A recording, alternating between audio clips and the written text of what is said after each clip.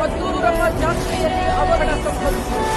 ಮದ್ದೂರಮ್ಮ ಜಾತ್ರೆಯಲ್ಲಿ ಹರಕೆ ಕೂಡಲಿದೆ. ಅವಘಡ ಸಂಭವಿಸಿರೋದು ದೊಡ್ಡ ನಾಗಮಂಗಲ. ಒಂದ್ ನಿಮಿಷ ಮೇಡಮ್, ಒಂದ್ ನಿಮಿಷ ಸರ, ಅವ್ನು ವಾಪಸ್ ನಿನ್ರಿ. ಅದಕ್ಕೊಂದು ಕಿಡಿ ಬೇಕಷ್ಟೇ. ಅವತ್ತು ಕಾಡ್ಗಿಚ್ಚೆ ಹತ್ಕೊಂಡು